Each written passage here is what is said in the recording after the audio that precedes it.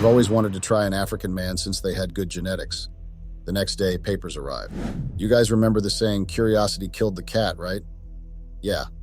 When next you hear the saying or come across, I want you to remember me. You don't understand what I'm saying? Okay, let me try again. I am the cat, but curiosity didn't actually kill me. Curiosity slapped divorce papers in my face.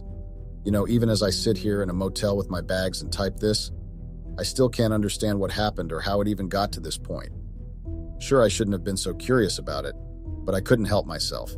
And now I'm back to where I started, or maybe even worse than when I started. Ladies and gentlemen, have I got the story for you? You know, as bad as it is, I can't help but laugh at how dumb I was. I know you might think that my situation isn't so serious if I can actually laugh at it, but trust me, it is. And I'm only laughing because I don't have any tears left to shed. And again, I was really stupid to think that it would end well. Now I would like you to get comfortable, get under those covers, turn off those lights. Heck, you can even make some popcorn or some Pop-Tarts because you're really going to need it. Join me as I recount the time I decided to take the saying, curiosity killed the cat, literally, and ended up getting killed. Again, not literally. But before we get to that, let me tell you about myself. My name is Jody Evans, a 45-year-old lady from Utah.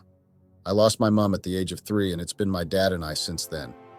I wouldn't say I was a troublesome child growing up, but growing up without a mom can be different. My dad did his best to raise a responsible and decent young lady, no matter how clueless he was sometimes.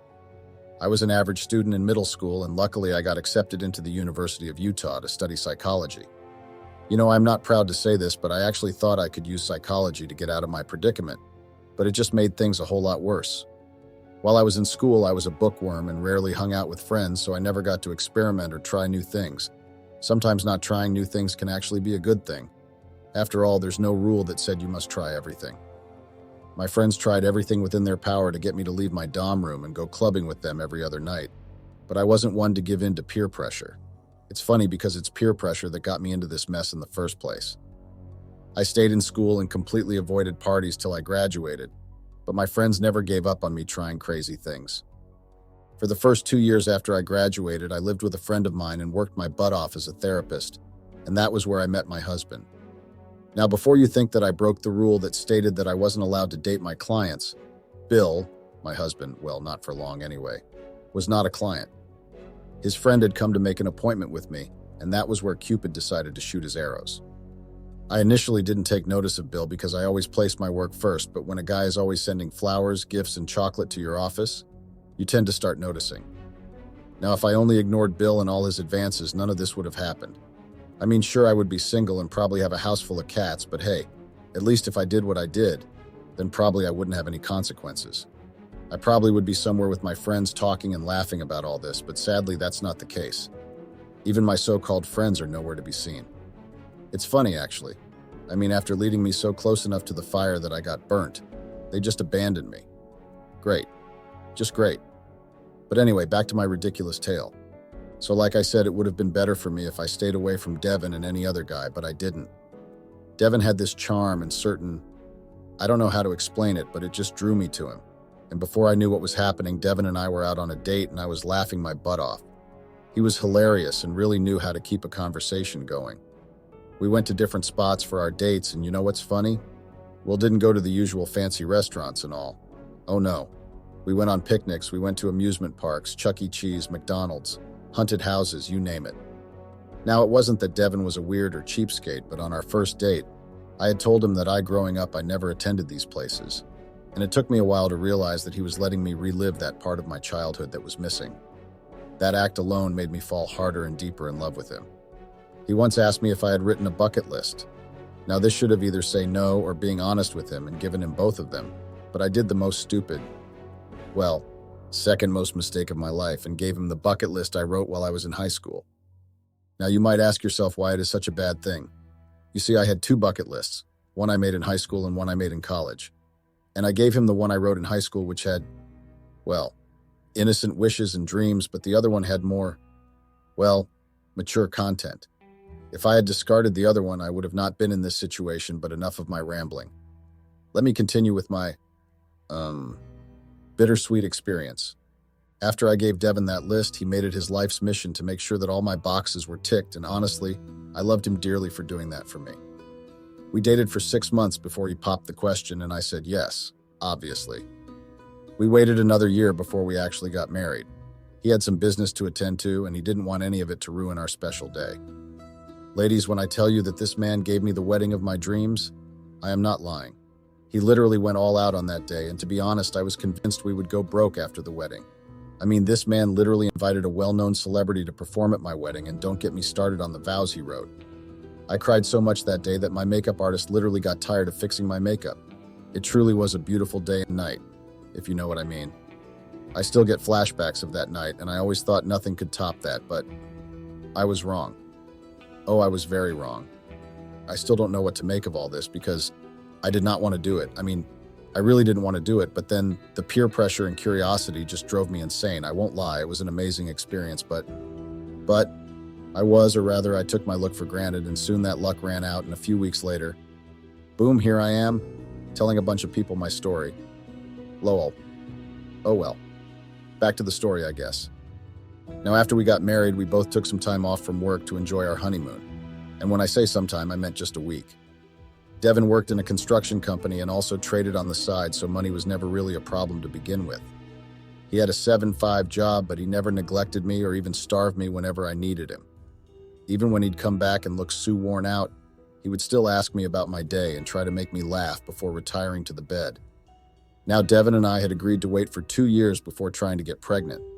We both wanted to reach a certain level at our various places of work so that once the baby comes, our jobs won't be affected and neither will our responsibilities to our baby. The first year flew by quickly, and by then Devin had been promoted to a bigger and better position, while I, on the other hand, had been given the highest position at the hospital I worked in. Well, highest for my profession at least. Devin and I had this thing we do every Friday which helped us keep the spark in our marriage alive. Not that it needed it, but we just loved doing it. We would both dress up, drive to a bar or restaurant, and pretend to just meet each other for the first time. I would take a cab to our place of choice, and he would arrive some minutes later in his car. It was always fun, and somehow it made everything so much better. We always did this, and today was going to be no exception. After I closed work today, I got a text from Devin telling me the bar and time we would be meeting. I get home, put on a LBD little black dress, let my hair fall to my shoulders, and then apply a light makeup before heading out. Now, ladies, this right here was when I had actually signed my death certificate, but I had no way of knowing that till everything blew up in my face. I'm not even joking. What should have been a beautiful and romantic night ended up being something much more than that. When I got to the bar, I ordered a martini and waited for Devin to show up. 15 minutes go by and I get a text from him telling me that he's stuck in traffic, but that he would be with me soon. While looking at my phone, I didn't notice that someone had taken the stool next to mine and was now staring at me. When I finally placed my phone on the table, I saw someone smiling at me. Now, it's important to note that the bar was sort of dark and this guy was sitting down, so I couldn't tell his features right away, but soon I would be able to see him. All of him. Hi there, my name is Lion. What's a beautiful girl like you doing alone in a place like this? He partly yelled because of the loud music. Now, I'm not a rude person or anything, so I just tell him that I wanted to just cool off and boy talk to anyone while I'm there. He was about to say something, but he got a call and excused himself. Although before he left, he gave me his business card and asked me to get in touch with him. I collected it, first mistake, and told him I would. After he left, I kept the card in my purse, second mistake, and said I would tell Devin about it, knowing that he would make jokes about it. Devin finally arrived and we had our little role play before going back home, and well, you get the gist. In all this, I had forgotten to tell Devin about Lion and even forgot that I still had his card. I did not know that meeting Lion would be me getting my death certificate, not literally. Collecting his card would be getting a pen to sign it, and me throwing it into my bag would mean that I had successfully sealed my fate. If only I knew. I would have torn that card or not even accepted in the first place. Now 2 weeks had gone since I met Lion and I had completely forgotten about him, but the universe had other plans for me. Not very nice ones, might I add. Things were going, well, not as we hoped it would be. I mean, Devin was now working overtime, and well, to be honest, it started affecting our lives. Devin, who was once a ray of sunshine, suddenly became this cold and gloomy person. Okay, how do I make you guys understand me better? All right, picture this. The orange cat got married to the black cat. J-Psych, I'm the black cat, and Devin is the orange cat. But suddenly the orange cat turns into an even darker black cat. Devin suddenly became a shadow of his former self, and I began to get worried. Now, to be fair, everyone has that one period in their lives when it's as though nothing is going their way and it starts affecting you. Devin was going through that, and I could see that, but whenever I bring it up, he changes the topic or just pretends not to hear me. Initially, I didn't let it get to me, but then I noticed that my marriage was at the risk of falling apart before it even started, and this made me feel both terrified and angry. Terrified that I was about to lose my home, but angry that Devin did not want to let me know what was going on. After trying to get through to Devin without success, I decided to let him be and just bury myself in my work. I started taking extra shifts and wouldn't return till late in the evening. When I got home, Devin would be in the sitting room or sometimes sleeping in the bedroom. Cooking was a skill both of us had, so sometimes he would prepare a meal and leave some for me, or I would do the cooking when I got home. We barely talked for more than 30 minutes at home when we could, and none of us tried to fix it. I was simply getting fed up, and I prayed for something, anything to help me keep my sanity. Be careful what you wish for. I know that saying, and sometimes when you start understanding the meaning of certain things, it's already too late. I really wish I could go back to that warm afternoon and change the things I said and did, but sadly I can't. I will never forget the day I let a lion into my petting zoo. I was down to my last patient of the day, and to be honest, I was exhausted. But I needed to finish everything today because I had a tight schedule the next day, and I really can't afford to fix anything to it, so I asked my assistant to call my last client. When my door opened, a smell hit me. Not in a bad way or anything, but damn. It smelled good. Like a combination of lavender and roses with a pinch of lilac. I don't know why, but I felt peaceful and light just by inhaling it, and it honestly calmed me down. I heard my door close, and I looked up to greet my client when I was facing a familiar face. Now I knew that he was fine, but now that I sat opposite him, girl, I can tell you that he is fine. Fine. I mean, that man is so fine and buff that honestly I wanted to just stare at him all day, but I couldn't. He was tall, 6'5" or so, buff, and had this scruffy but chiseled face. Blue eyes that seemed to just put everything in order. I know. I am a married woman and I shouldn't be talking like this, but I can't help it. He's that fine. I can tell that he didn't recognize me immediately, but when he sat down and looked at me carefully, I swear his eyes lit up like a child on Christmas morning. "Daisy, is that you?" he asked while smiling. I was confused and asked him what he was talking about because my name was not Daisy. "Oh, I know, but I didn't quite get your name the other night, so I called you Daisy in my head." "What happened? You didn't call me all this while. Did I do something wrong?" He asked me immediately after he explained the Daisy thing. Now I love my husband, but with the way things have been between us these past few days, I started having unclean thoughts about this man in front of me. Did I mention he was African? Nigerian, to be precise, and well, I always heard stories about African men knowing how to treat or rather handle their ladies. I must have zoned out for a long time because it took Femi touching me to bring me back to reality. "Are you okay? You zoned out for a second there?" he said while still looking at me. "Yes, I am. So what do you need help with?" I asked after I realized that he must have been in my office because he wanted help with something. "Oh yeah. Well, you see, I have this problem and people told me that I needed to see a psychologist about it, and you were recommended as the best around here," he said without breaking eye contact. It was as though he was undressing me with his eyes, and to be honest with you guys, I didn't mind it. I asked him to be more specific, and what he told me nearly made me drop my pen. I mean, I can't tell you what it is because he is, or rather was, my patient, and I'm not allowed to discuss such issues with a third party, but I can tell you this. His problem didn't really sound like a problem to me. It sounded like a blessing. Femi became a regular face at my office after that day. He still didn't know that I was married, and that was my fault, actually. I stopped wearing my ring to work because I saw that my male clients were able to open up more to me if they thought I was single. It's stupid, I know, but hey, it works. Femi's problem was not really a complicated one, and if I am being honest with, I enjoyed the company he gave me each time he came. While things were going great in the office, my relationship with Devin kept getting worse with each passing day, and I really didn't know what to do. We barely spoke to each other these days, and the crazy thing is that we were not having any issues. It just looked like we drifted apart, and soon it felt like we were just strangers that were obligated to share a house. Now I know what you're thinking. You might be asking why I didn't try to get through to my husband. Why did I let things get so bad between us? And to be honest, I don't know why. Remember I told you about the whole black cat and orange cat behavior? Well, I just couldn't bring myself to talk to him. Not an excuse, I know, but that's all I can say. I don't know if Femi figured out I was married, or if I had said something that gave away my marital status, but he knew, and unlike most men, that only made him come even closer, but he was never inappropriate or flirty in any way. I should have known that all he did was just an act.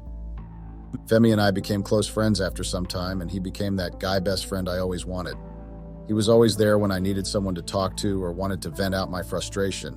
And you know what? He was always supportive and understanding. He always encouraged me to be patient with my husband and never get into any kind of argument with Devin, no matter what. My relationship with Devin wasn't getting any better, but it wasn't getting worse either. Having Femi in my life was like having a dealer who always gave me my drug when I needed it. And the fact that he never tried to hit on me or encourage me to cheat on my husband just made me yearn for his company even more. You know, I studied psychology and I thought I knew, or at least would be able to figure out when someone was playing mind games with me. But when it came to Femi, I was the one being played, but I didn't realize it till it was too late. I still cannot believe that I was so dumb and naive not to see the signs early enough. Like, how could I let myself swallow and believe everything Femi did and said hook, line, and sinker? Like, what the heck? Okay, that's enough ranting. Let's get back to the story. Femi had been my close friend for 3 months before he finally asked out for a harmless lunch date. I did not think anything about it was wrong, so I accepted his offer. We both went to the park and set up a small picnic blanket where we ate the finger sandwiches he had made. It was really fun being with him, and I actually forgot about Devin and my marriage for some time. You can imagine how heartbroken I was when it was time to go home. Yes, I know, I am a married woman, blah, blah, blah, but come on. My marriage was sucking life from me, and here was a guy who tried his best to make me smile. What was I supposed to do? After our first lunch date, we made it a tradition to always have those lunch dates almost every day for the next 3 weeks. Again, it was a harmless lunch date, so you can imagine what my reply was when he asked me out to a harmless dinner date.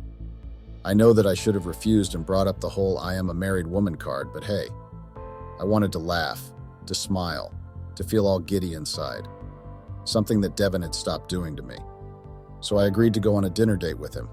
Besides, Devin had traveled for a conference, so I didn't have to lie about where I was going. Femi took me to a restaurant where they served African meals and made me try out some of his favorite meals. We had Nigerian jollof rice with a bottle of red wine, and for dessert, he ordered some dried meat that was sprinkled with pepper. I think he called it soya. I can't quite remember, but it was hard, but yummy with so much seasoning. After the meal, he took me to get ice cream, and I felt like a high school girl out on her first date. It was really nice to experience all that with Femi. Did I wish that I had that experience with my husband? Yes. Did I miss Devin? Yes. Did I want to stop spending time with Femi and go back to my boring marriage? Heck no.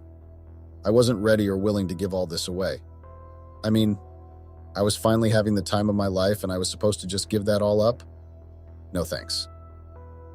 After that night, my relationship with Femi sort of changed. In a good way. He was no longer one of my patients, but he was sort of like my work husband, although he didn't work in my office. He was also very friendly with others at the hospital and even with the kids. Everyone loved him. If only I knew that it was all a lie. If only I didn't believe that Femi was all I wanted in a man. As the days went by, I noticed that I was slowly getting attached to Femi, sexually. I would have dreams about being in his arms or tasting his lips. It was just, I don't know how to explain it, but I was infatuated with him. Now I did not plan to act out my thoughts towards him because I was still married to Devin and kinda still loved him. And I did not know if he felt the same way towards me. It was as though I was being drawn to him, and I still cannot explain what happened or how it happened. But all I knew was that I was getting more and more attracted to him with each passing day. One day he came into the office smiling and holding a piece of paper. Two had just seen my last patient for the day and I was terribly exhausted. "Look what I found," he said in a childlike manner while waving the piece of paper around. "What?" I asked without looking at him. "Well, I found something that might interest you," he said. I finally looked at him and the pieces of paper in his hands. My heart stopped. Femi was holding my college bucket list, the same bucket list that I didn't give Devin, the same one that caused all that happened in my life. I know I shouldn't blame a piece of paper for my mistakes and poor life choices, but hey, I have to blame something. I stood up and rushed to grab the paper from Femi's hand. I was quick enough, but he had already seen what I wrote, and well, the fact that I had ripped it apart did not change anything. Please don't what I wrote seriously. I was in school and bored. I did not know what I was writing back then. I rambled while Femi just stood there looking at me. He didn't say anything until I was done talking. When I finally finished talking, he got up and patted my head while smiling. "It's not stupid or silly, dear. Okay, here's the deal. I won't bring it up anymore, but you have to let me pick which box would be ticked. He said, This should have me enough to tell that Femi had some dark and sinister plans for me, but did I reason like that? Of course not. I had let him use his good boy persons to deceive me, and that's why the decision I took was the worst I had ever taken. Sure, whatever you want, just let it between you and I said, still not thinking about it much. It's important to note that I always told my girlfriends about my escapades with Femi, and they always encouraged me to enjoy it while it lasts. He agreed, but he said he would be the one to pick the box to tick, and when it would be ticked, to which I agreed. Mind you, I didn't know what was about to hit me, and I can tell you that I didn't know how hard it would be or how much damage it would cause. The rest of the day went on pretty uneventful, and I soon forgot all about it. That night when I got home, Devin was in the room sitting on the bed looking down at his phone without saying a word. I entered our bedroom and said, "Hey," but he never said a word, and to be honest, I didn't even feel hurt or anything. After I took my shoanks, got into bed when Devin spoke. "Did you send money to my parents this month?" he asked quietly. "Yeah, I did. Any problem?" I asked him while looking at him. He shook his head to indicate no and then got up and left the room. I did not know if I should stop him or just ignore him and sleep.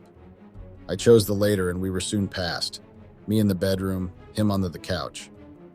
You know what, if I'm being honest with you guys, I was already getting tired of my marriage to Devin. I really was getting tired, but I couldn't leave. Not yet, at least. My marriage to Devin wasn't approved by his parents. Not because of me, though. It was because Devin refused to get married the same way his parents and grandparents did. So leaving would have just proved them right. And the fact that we hadn't tried getting pregnant would just be like giving them ammunition, and I would rather die than give them that pleasure of hurting Devin. The next day, I had left the house angry because Devin and I got into a fight about having kids. I wanted to have them, but he kept saying it wasn't time yet.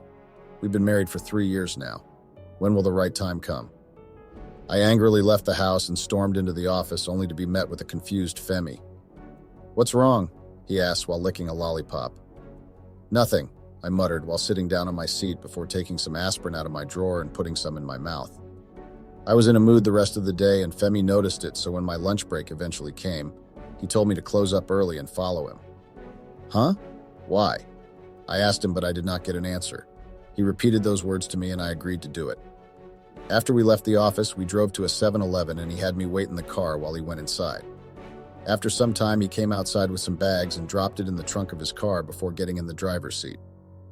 "What did you buy?" I asked him, but he did not answer me. He simply smiled and started the car before driving out of the 7-Eleven. I could not put my finger on what Femi was planning, but before I could ask him one more time, he drove into a hotel and parked the car. He turned to face me, looked me dead in the eye, and said, "It's time you take a break." I could not even think of a response or an objection, so I just smiled and followed him out. We got into the hotel, and I noticed that he was quite popular with the staff. That should have been my first clue, but hey, I wanted to relax my nerves.